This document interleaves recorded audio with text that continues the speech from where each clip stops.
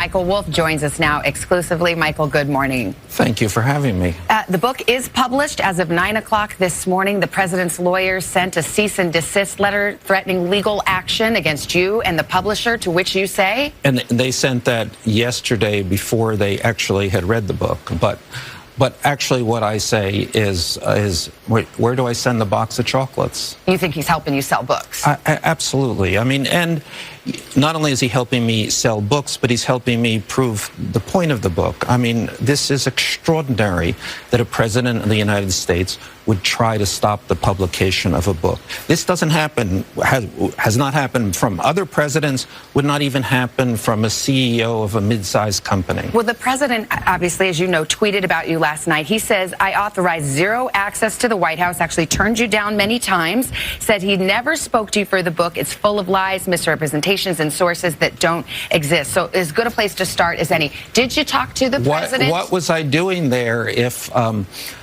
he didn't want me to be there? Well, let me ask you, did you talk to the president? Did you interview him for this book? I absolutely spoke to the president. Whether he realized it was an interview or not, I don't know, but it certainly was not off the record. And you spoke to him at the White House after he was sworn in? I spoke to him after the inauguration, yes. And I had spoken to, I've spent about 3 hours with the president over the course of the campaign in the White House. So my window into Donald Trump is pretty significant. But even more to the point, and this was really sort of the point of the book, I spoke to people who spoke to the president on a daily, sometimes minute-by-minute basis. So this book was really, in a sense, there was one question on my mind when I began this book.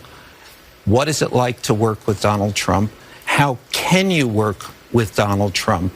And what is the, how do you feel having worked with Donald Trump? And I want to get to the substance, what you've written in the book in a moment, but just to clear this up, because the president is saying it's full of lies, that you didn't have the access you said you had. You know, I think one of the things we have to count on is that Donald Trump will attack, he will send lawyers letters. This is a 35-year history of how he approaches everything. Do you have recordings of some of these interviews and some of these conversations? Well, I work like every journalist works. So I have recordings, I have notes. I am certainly and absolutely in every way comfortable with everything I've reported in this book. Would you release any of those recordings since your credibility is being questioned? My credibility is being questioned by a man who has less credibility than perhaps anyone who has ever walked on Earth at this point. Before I leave it, I will say the president, the tweet alludes to, quote, your past. It says,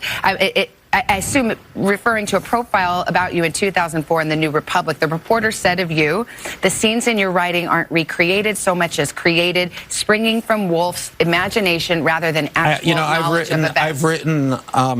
I've written many books. I've written millions upon millions of words. I don't think there has ever been one correction.